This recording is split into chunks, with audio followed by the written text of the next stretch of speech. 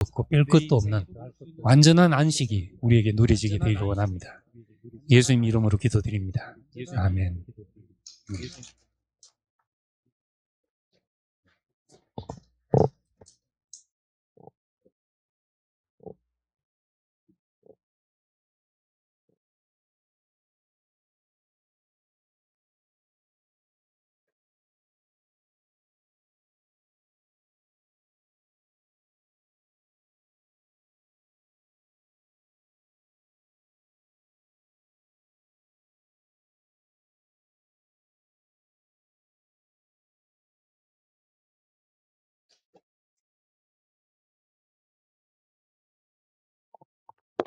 좀 떨립니다.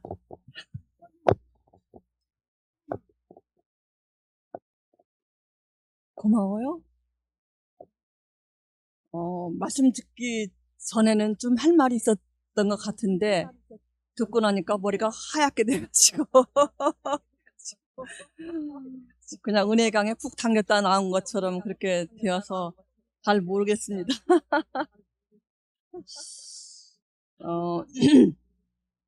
저는 좀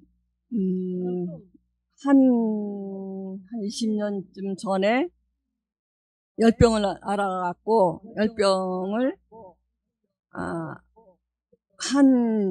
체온이 한 42도를 웃도는 40도에서 42도를 왔다 갔다 하는 그런 그 열병을 한 20일 정도 알았었어요. 그러니까 이거는 병원에서도 포기한 거죠. 왜냐하면 이제 열이 나는 것은 뭐 감염이 되었다든지 뭐 그래서 열이 나는 거잖아요. 근데 검사를 해도 이게 균이 발견이 안 되는 거예요. 그러니까 병원에서도 아주 난처한 지경에 되어 있었는데 하여튼 저는 이제 하나님의 은혜로 살았거든요. 이건 이제 제가 한증인데 그래서 병원에서 그냥 열이 나는 상태로 집으로 왔어요. 병원에서 각서를 쓰고 나가라 하더라고. 그래서 뭐 내가 나중에 잘못될 만한 그런 일이 생겨도 병원에 책임을 묻지 않겠다.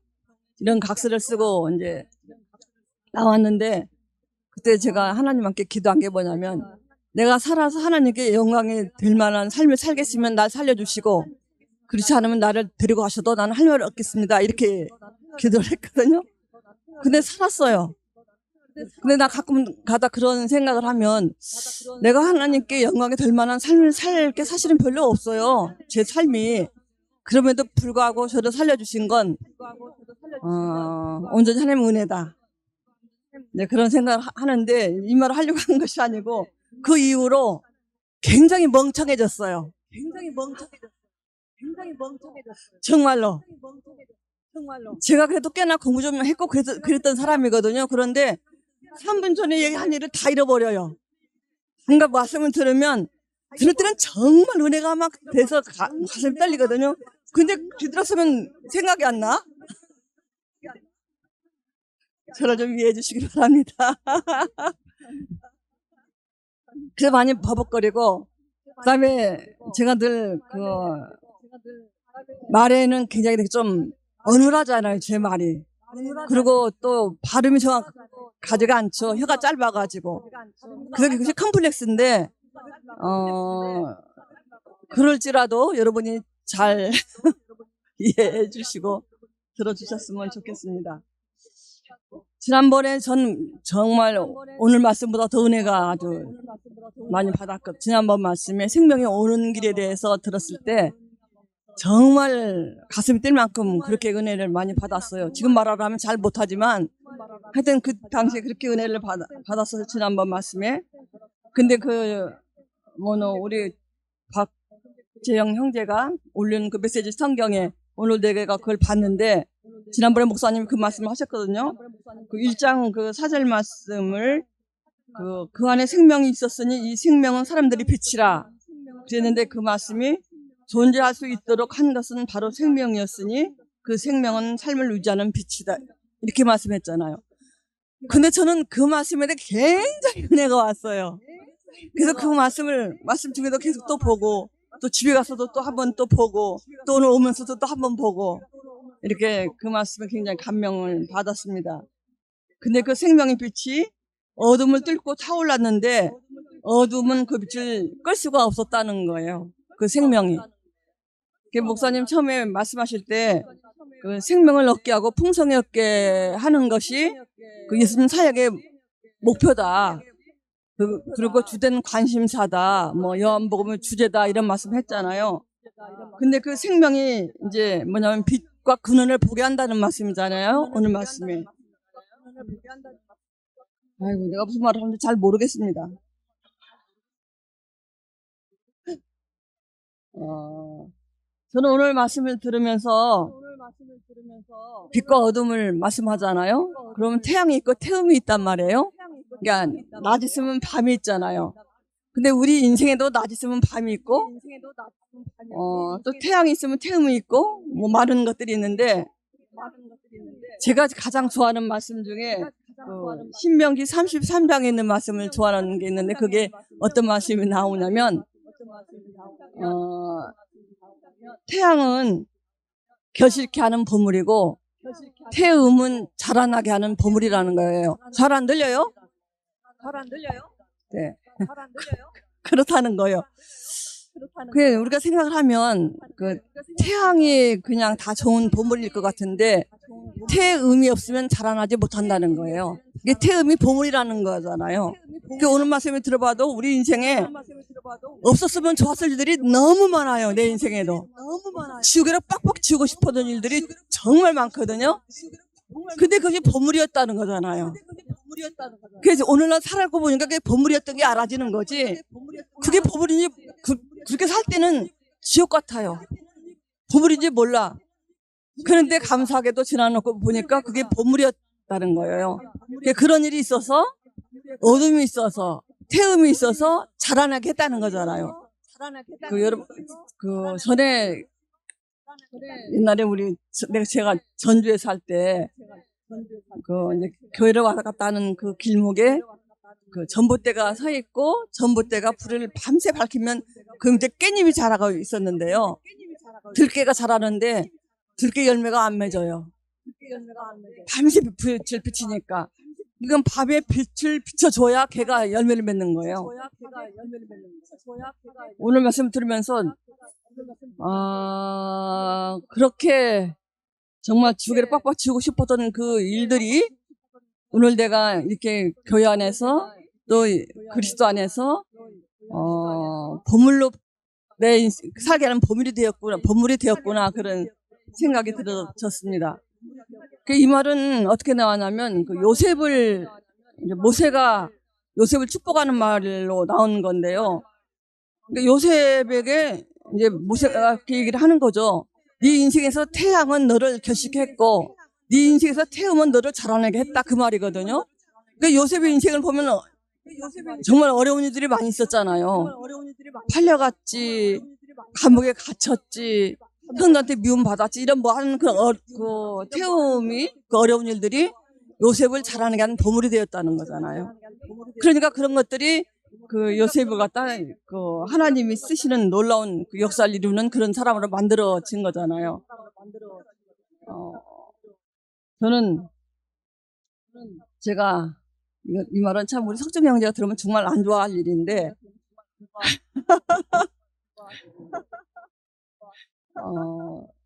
요한복음 8장 말씀하시잖아요. 가늠한 여자 그 말씀을 하면 항상 저는 그 생각이 나요. 제가 그 말을 그대로 써먹었거든요. 석정이한테.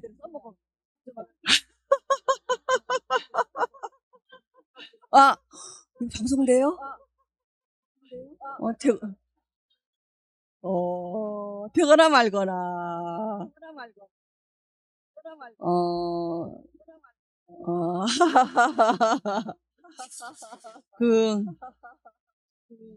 그러니까 제가 우리 김석정을 굉장히 사랑하고 좋아해서 결혼을 했습니다. 고등학교 1학년 때 내가 짝사랑을 해서 그래서 한반이었거든요. 남녀공학이었는데. 근데 그때 내가 그 사람을 정말 좋아해서 어느 날 그 밤하늘의 별을 보면서 하늘에 대고 이렇게 얘기를 했어요. 만약에 신이 계시고 하나님이 계시다면 저 사람과 나가 이루어지게 해주세요. 딱 이 말을 했어요. 놀랍죠. 그러고 나서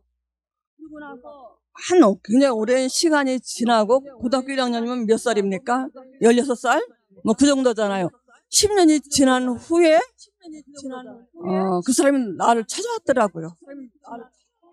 내 직장 생활하고 있는 내 직장으로. 그러고 나서 이제 하여튼 결혼을 하게 됐습니다. 근데 그렇게 내가 그런 기도를 한 것조차 까맣게 잃어버리고 살았어요.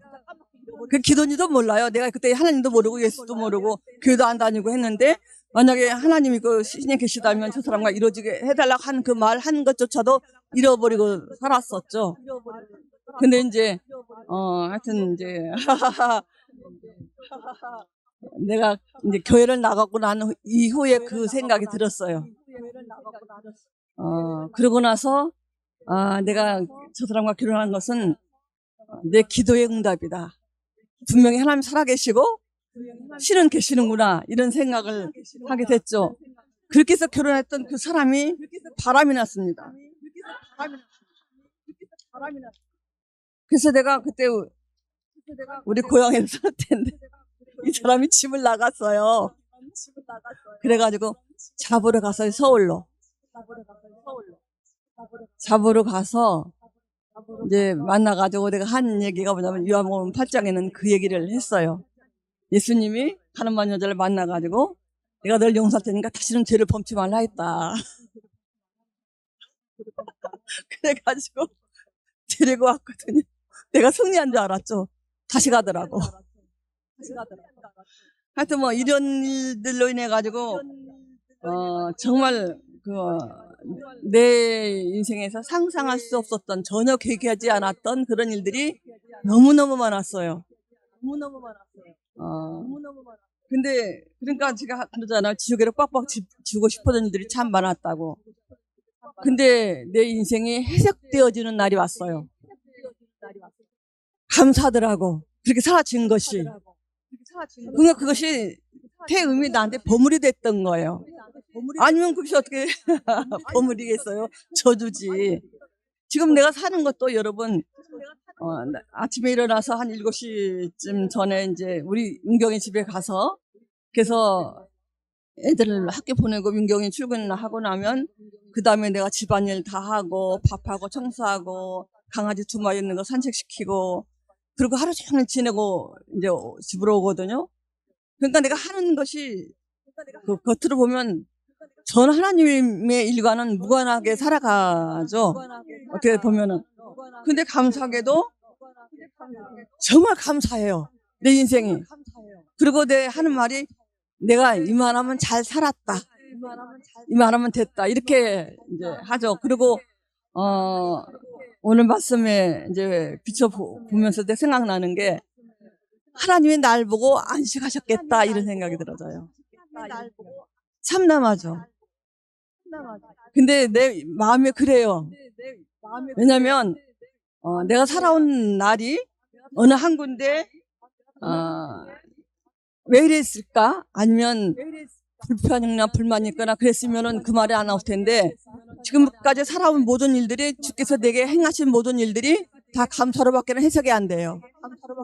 그러면 이런 사람 뭐 하나님이 안식하시겠죠. 그렇잖아요. 그래서 나는 하나님의 알범은 안식을 하시겠다.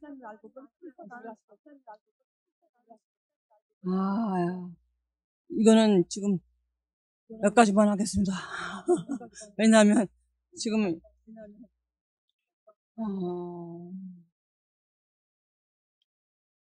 이렇게 하면 나한테 좀 이상한 증세가 있어서. 여러분, 감사합니다.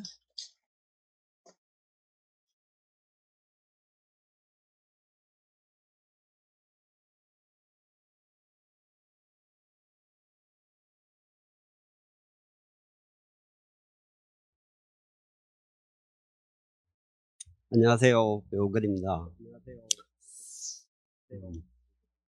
옥수 누나 말씀 들으면서 내 인생의 흑역사가 보물이다. 내 인생의 흑역사는 아이고 다시는 없었지만 엄청 스럽다 참. 여기 앞에 오니까요. 창세기의 아담은 나무 뒤에 두려워 숨었다 하는데 지금 나는 탁자가 나를 가려줘서 말하기도 좋고 뭐 여 올라오면 뭐 얼굴이 화끈거리다 하는데 나는 전혀 그런 거 없어요. 오늘 그 서두의 목사님 말씀이 그죠. 창세기 2장에 혼돈과 공허와 흑암 이걸 오늘 우리말로 하면은 말씀이 내 귀에 내가 듣기 전까지 그죠. 나는 닥치는 대로 살았는 것 같아. 닥치는 대로 살다가 어느 날 불현듯이 그죠. 하나님 말씀이 탁 느꼈어.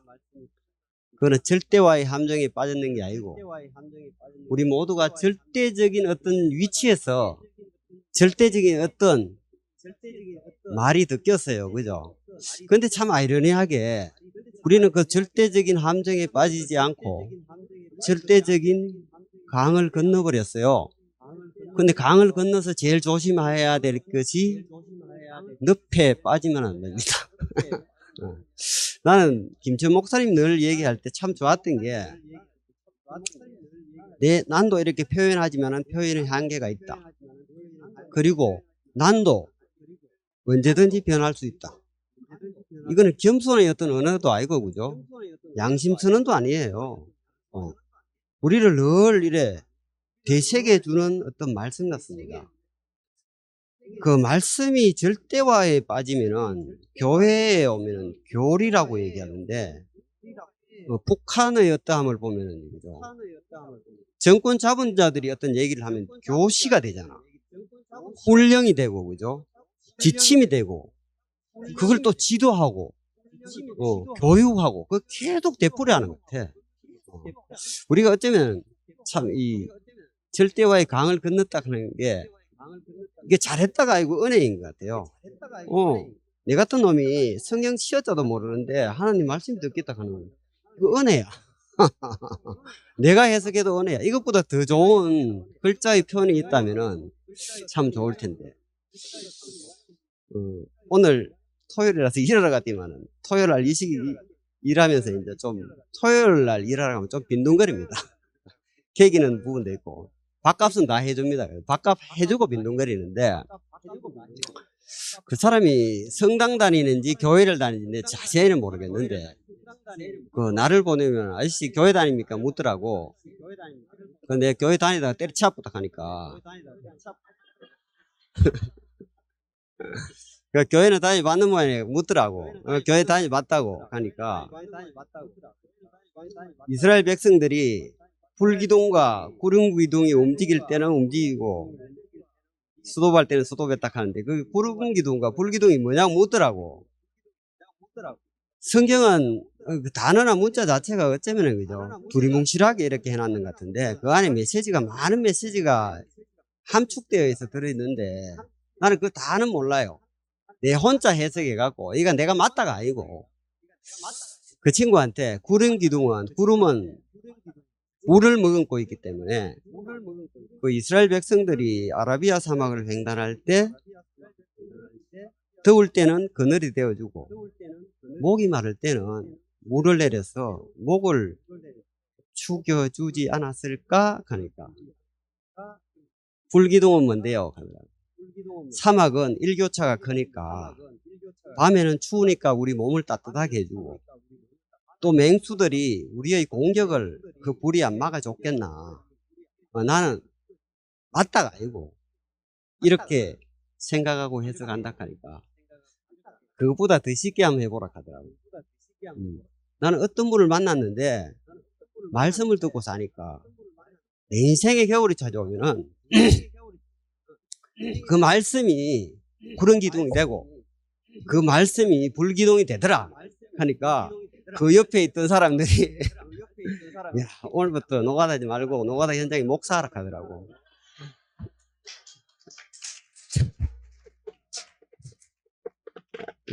잘린다.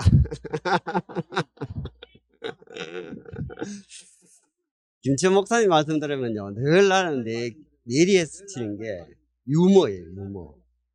여기에 있는 사람들이 모든 사람이 유머를 이야기하면 웃긴다고 얘기하잖아요. 웃긴다. 개그나 코미디를 연상하게 하는데 유머라는 말은 흐른다는 얘기. 흐른다. 그죠? 우리가 말씀을 들으면 흐르잖아요. 순모임을 하면 흐르잖아. 왜 이게 유머입니다. 와, 참, 늘 이런 목마름이 없이, 그죠? 또 내 인생의 가뭄을 해소시킬 수 있는 어떤 사람들이 있고, 형제들이 있고, 목자가 있다는 게 너무너무 내 인생의 행복입니다. 감사합니다.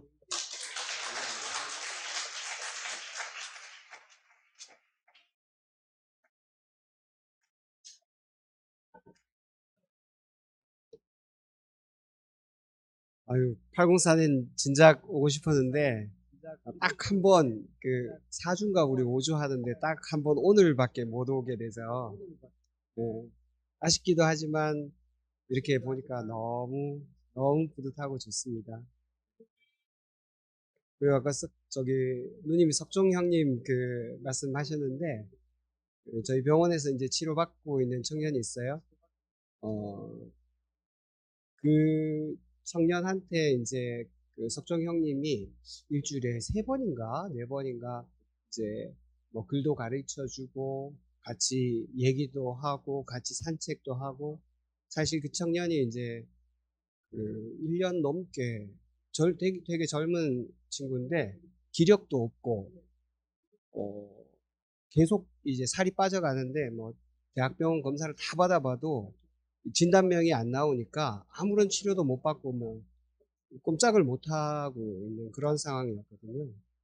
그 청년이 유일하게 그 부모님한테도 자기 얘기 다 못하고 그러는데, 석종 형님한테만 이제 자기 마음 다 털어놓고, 석종 형님이 친구도 돼주고 밥도 사주고, 또 며칠 전에는 이제 햇볕이 엄청 뜨거운 날이었는데 그날 엄청 기분이 좋아서 왔더라고, 이 청년이.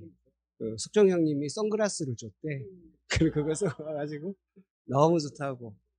나는 우리가 그 사람의 일생이 다 좋으면 좋죠. 그렇지만 어느 한 부분에서라도 내가 하나님은 둘째치고라도 내 앞에서 정말 누군가가 꼭 필요한 한 사람에게 그렇게 완전히 쓰일 수 있는 사람이 있다면 그 사람 그리스도라고 불러도 저는 괜찮을 것 같습니다. 파트타임입니다. 파트타임. 풀타임은 아니지만 파트타임 그리스도가 우리 앞에 있으면 넉넉할 것 같아요. 그리고 저는 이렇게 생각합니다. 지금부터 말씀드린 건 다 제 얘기니까요. 듣고 그런가 너무 고민하지 마시고 저렇게 생각하는구나 이렇게 하시면 됩니다. 저는 석종 형님이 그 청년한테 파트타임 그리스도가 되어 주셨듯이 여기 있는 모든 분들이 다 그렇게 파트타임 그리스도로 이미 살아왔고 지금도 살고 있다고 생각합니다. 우리가 우리의 어두운 인생의 한 면을 보자면 정말 혼돈과 공허와 흑암이 깊은 위에 있는 그 한 사람으로 그 개인을 보자면 그렇습니다. 그런데 그 사람에게서 어떤 것이 나올 때가 있거든요. 그리고 그 어떤 것이 나오는 것은 분명히 우리 개인의 것은 아니에요. 종교적으로 말하자면 하늘로부터 온 것이라고 얘기할 수도 있고요.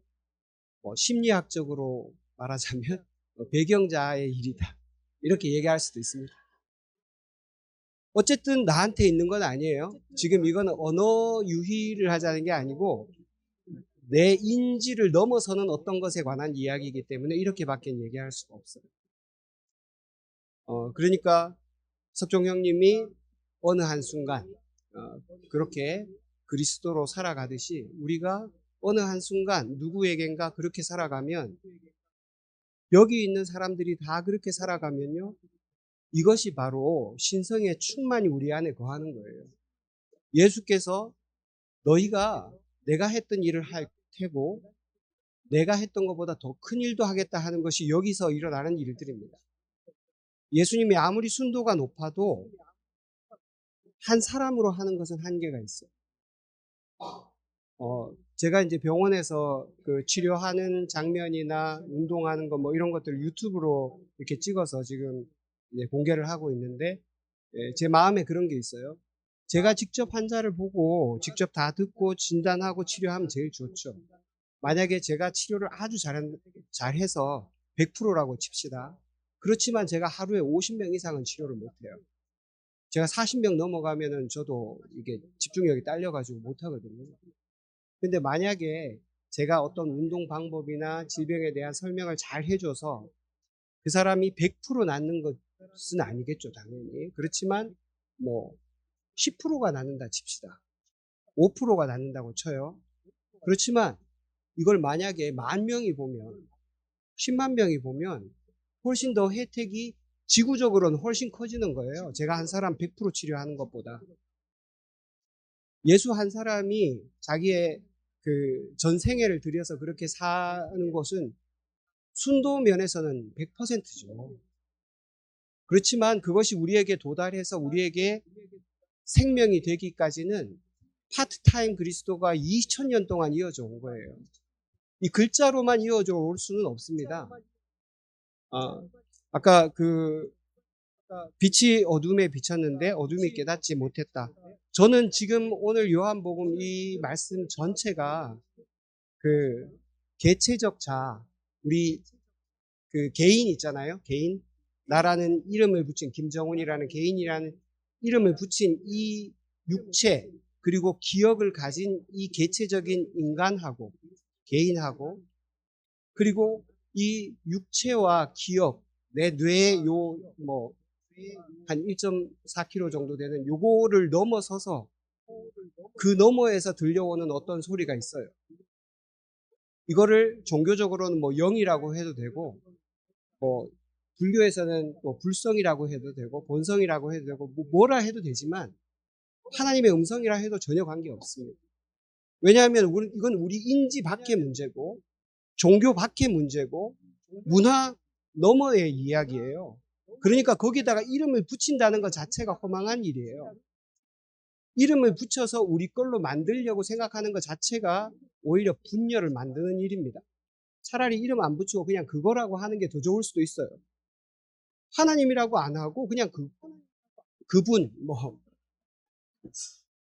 근데 이 그분이라고 얘기하는 것도 굉장히 이 기독교적인 전통이에요. 왜냐하면 우리는 영을 계속 그 인격신으로 생각하기 때문에 그분 이렇게 하죠.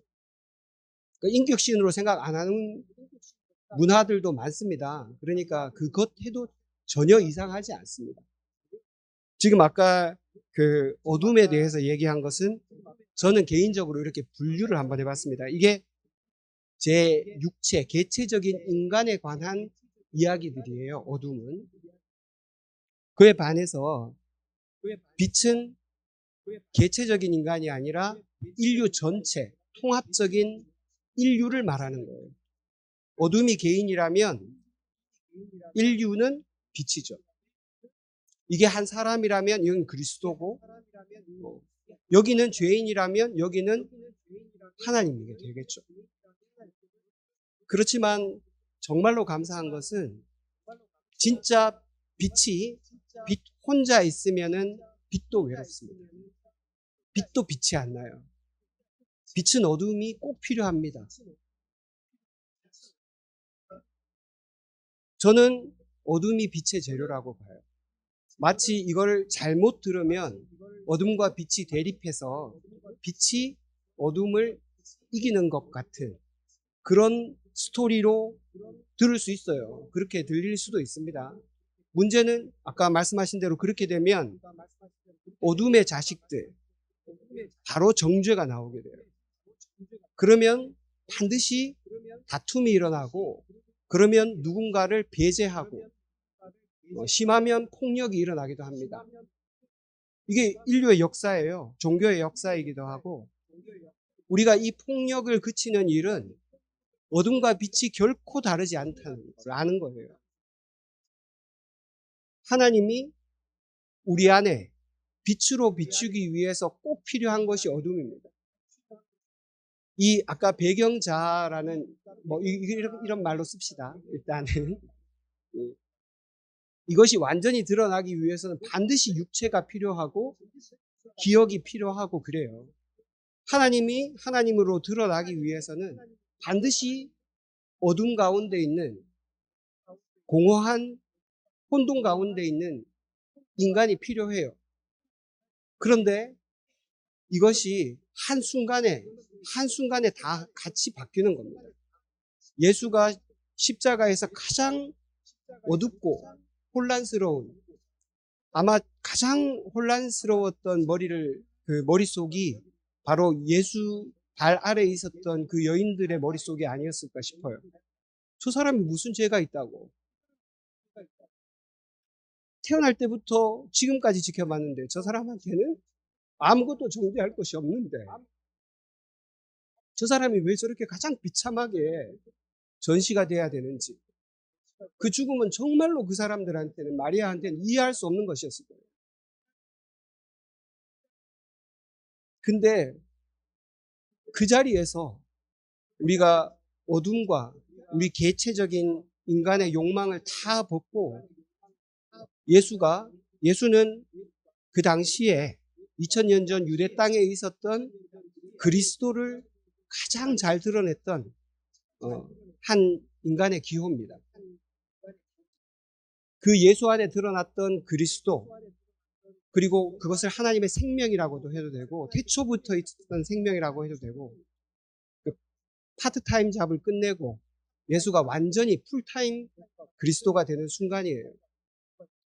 그리고 그걸 하나님이 기획한 거고, 그리고 예수는 그 드라마를 정말 훌륭하게 연기하고 자기 인생을 마친 겁니다.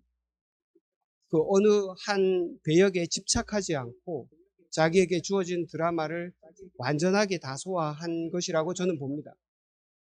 그리고 우리는 우리에게 파트타임이지만 이 파트타임 시간이 조금 더 늘어날 수 있도록 그렇게 살면 좋겠어요.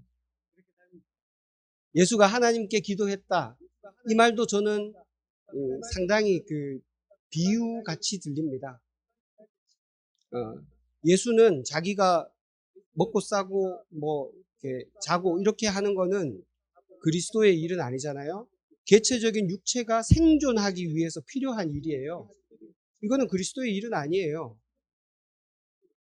그렇지만 이 생존의 일을 제외하고는 예수가 분명히 인류의 삶을 풍성하게 하기 위한 자기의 모든 배역을 다 했죠.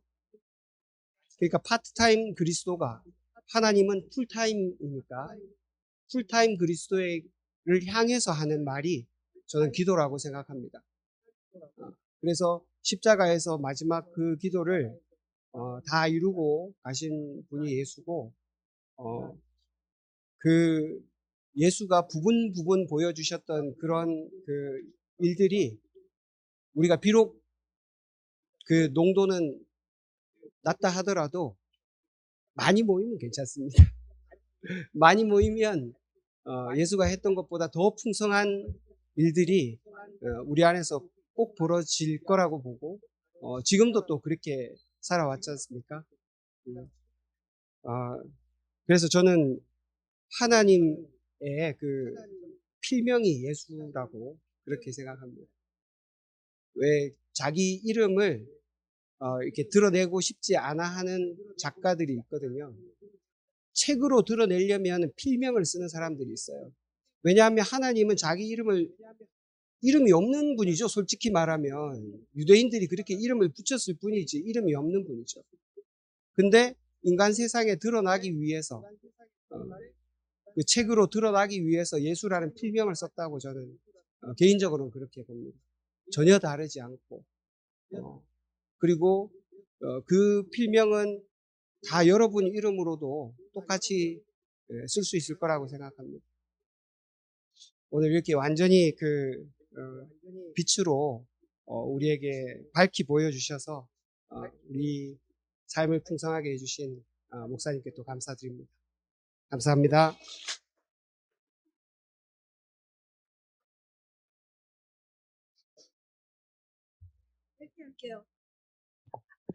이 간증을 안 하면 안 될 것 같아서 막 심장 박동 소리가 생후 이틀 태어났을 때 아기가 140이 뛰고요, 맥박이. 그다음에 사람이 죽을 때 맥박이 제일 빨리 뛰어요. 140 이상에 240. 그러니까 태어나서 제일 빨리 뛰고요. 그다음에 죽을 때 제일 빨리 떠요. 제가 지금 제일 빨리 뜁니다, 심장이. 왜 심장이 빨리 뛰는지 모르겠어요. 너무 앉아 있는데 심장이 너무 뛰어가지고 이거는 과연 그 육체적인 심장이 뛰지만 그 하나님의 감각이 살아난다는 거예요. 아까 정훈이 오빠 말하는데 내가 그래도 살았던 건 파트타임 그리스도로 살았구나. 너무너무 내 자신이 그 발견이 되어서 너무 기뻤고요. 옥선지 간증에 저도 지워버리고 싶은 내 인생이 너무 많았어요. 너무나 똑같이 그렇게 같은 자리에서 발견이 되니까 마무리를 하자면 짧게 너무 그 같은 자리 안에서 그 이제는 정말 그 어두웠던 것이 본물이 돼서 열매 맺는 추수가 여기서 나타나겠구나. 그것이 깊이 발견이 돼서 너무 좋았고, 그 하나님의 생명의 감각이 자꾸 내 안에서 살아나는 거예요. 언제 이렇게 가슴이 뛰어봤나. 내가 처음에 대국교회 99년도에 왔을 때 그때 뛰어봤거든요. 그리고 참 많은 과정을 곁에 지음에 이제 2024년도에 왔는데, 아무튼 많은 것들을 지워버리고 싶었고, 없애버리고 싶었고, 밖으로 뛰쳐나가고 싶었는데, 뛰쳐나가고 싶지 그랬는데 못했어요. 근데 이렇게 목사님 아까 밖을 나오니까 좋다 하는데, 저도 신난 것 같아요. 관계적으로는 아닌 것 같은데, 여기서 말을 해도 되나? 염경선 언니하고 관계가 깊거든요. 경선 언니하고 관계는 같이 울어주고 같이 기뻐해줘서 내 엄마였어요. 정말 관계적으로는 기쁘거든요. 관계적으로 끈끈하게 있거든요. 근데 교회적으로는 지금 둘 다 조심스러운 거예요. 말을 안 해요. 어제도 통화했는데 교회 얘기 절대 안 해요. 우리 주영이 얘기하고 주희 얘기하고 딸 얘기하고 잘 살고 있다, 뭐 좋아졌다, 뭐 또 다른 얘기하고 그렇게 했거든요. 그래도 너무 좋아요. 언젠간 다시 같은 자리에서 만나길 소망하고요. 어쨌든 생명의 감각이 살아나서 너무 기쁘고요. 제가 오늘 아침에 5시에 일어나서 6시에 출근해서 오늘 3시 반까지 퇴근인데요. 퇴근해서 거짓말도 하고 왔어요. 결혼식에 4시 있다. 그것도 장소까지 얘기했어요. 인터뷰를 구해서. 그거 얘기를 미리 어제부터 얘기하니까 빨리 가래요. 3시 반인데 2시 40분에 보냈어요. 그 대신 미리미리 일을 다 했죠. 아까 원구조파처럼 미리 다 선수 쳐서 일을 다 했어요. 그랬더니 빨리 가래요. 자기네들이 일 다 한다고. 그렇게 준비해주고 이 길을 열어주시는데, 와, 교통편도 없었어요. 와, 현지가 우리 병원까지 와가지고 태워다 주는데 너무 감사했어요. 야, 하나님을 향해서 가는 길은 이렇게 열어주시는구나. 그래서 내가 여기를 적극적으로 하나님을 찬양할 수밖에 없고, 내가 그동안에 살았던 인생이 참 지워버리고 싶었고, 음지의 생활이지만, 그게 또 바꿔 말하면 모든 것이 은혜로 살았구나. 오늘 아까 은혜 저 찬양부처럼 그 은혜가 아니었으면 내가 이 자리에 설 수 없었구나. 그것이 깊이 감사드리고 오늘 진짜 하나님의 생명의 감각이 이렇게 살아나서 신납니다. 주님 찬양합니다. 주님 찬양합니다. 주님 찬양합니다. 주님 찬양합니다. 주님 찬양합니다.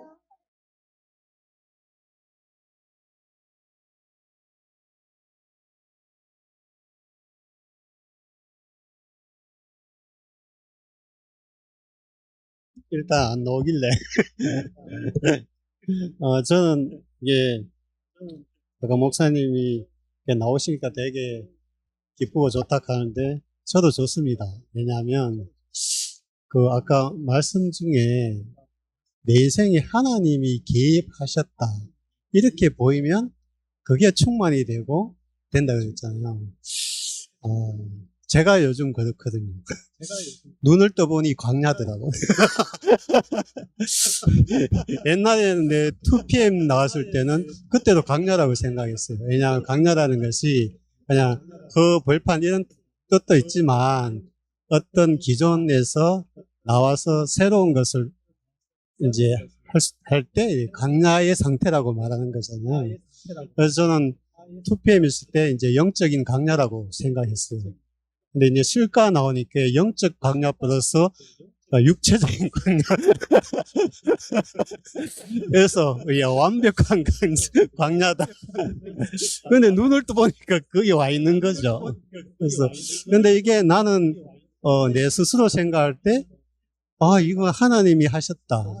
이렇게 생각되는 거예요. 그러니까 내 개인적으로 볼 때 실수한 일도 있고 못한 일도 있고 이렇게 버리고 싶은 것도 있는데 중요한 거는 하나님이 개입하셨다. 이렇게 생각되니까 이게 이렇게 스스로 충만해지는 거예요. 그래서 이게 나도 모르는 길을 가는데 즐거운 거죠. 그래서 참 오늘 목사님 말씀이 너무 완벽하게 하나님이 개입하시는 것으로 이렇게 저를 이렇게 규명해주고 그래서 제 안에 없던 충만이 이렇게 나오는 것 같습니다. 그래서 새로운 신강야, 완벽한 강야 생활을 인도하셔서 또 우리가 지금은 우리가 또 앞으로는 또 온전한 또 완전한 가나안으로 갈 것이라는 것이 너무 확실하게 그려져서 충만합니다. 감사합니다. 지금 6시에 식사하러 가는데요. 딱 5분 남았습니다. 빨리빨리 간증해 주십시오.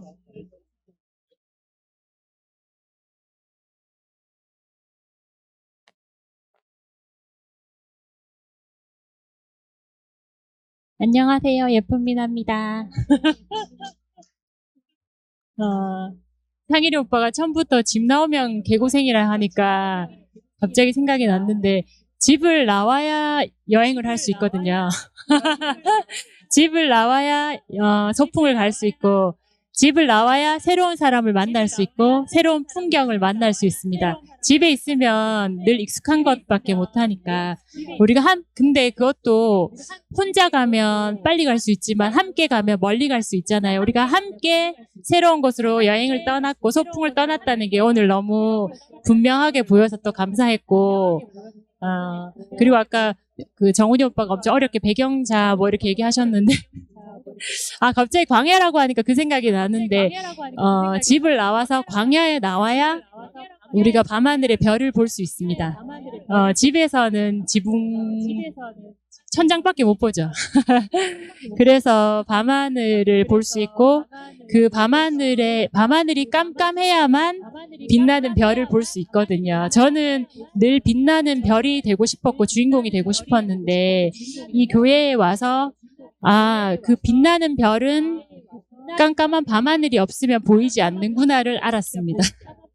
그래서 인생의 빛과 어둠이 함께 공존해야 하고 그 어둠 덕분에 빛이 드러나고 빛이 있기 때문에 또 어둠이 정말 소중한 게 아닌가. 근데 제 인생에서도 정말 지우고 싶었던 어두운 밤들이 너무 많았는데 아까 언니 말씀하신 것처럼 낮은 생명을 자라게 하고 밤은 생명을 영글게 한다. 그 말씀이 저도 너무나 은혜가 됐던 말씀이고 제 인생에서도 제가 지우고 싶었던 밤이 나를 성숙하고 나를 영글게 했구나. 물론 이 교회 안에 와서 이 말씀 안에서 새롭게 제 인생에 버릴 것이 하나도 없는 내 어둠이 나를 다시 살게 하는 빛이 되었구나.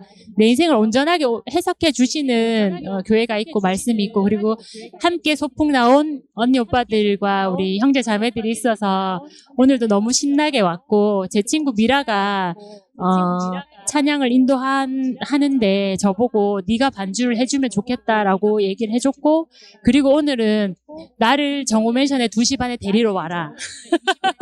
너무 당당하게 저희 집은 상격동인데 나를 2시 반에 데리러 와라. 왜냐하면 내가 찬양을 해야 되고 네가 반주를 해야 되니 가면서 내가 너에게 찬양에 관해 이야기를 해주겠다. 이래서 예. 당당하게 자기 길을 가는 친구가 있고 그것이 그냥 세상으로 가는 길이 아니라 하나님께 쓰이고 하나님께 불려지는 길이라서 그리고 함께라서 너무 감사합니다. 주님 찬양합니다.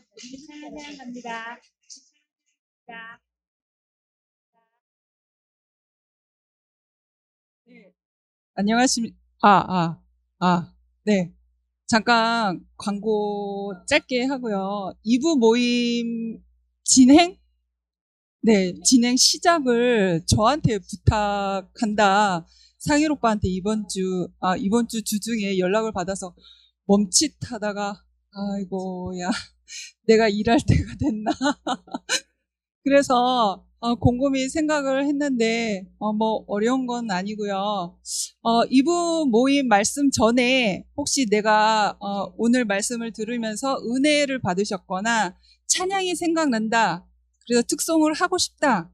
찬양하고 싶다 하면 저한테 말씀을 해주시면 제가 탭 안에서 그 악보를 검색을 해서 잘매님께, 예, 멋지게 연주를 부탁을 드리겠습니다. 특송 찬양하실 분은 저한테 말씀해 주시면 되겠습니다.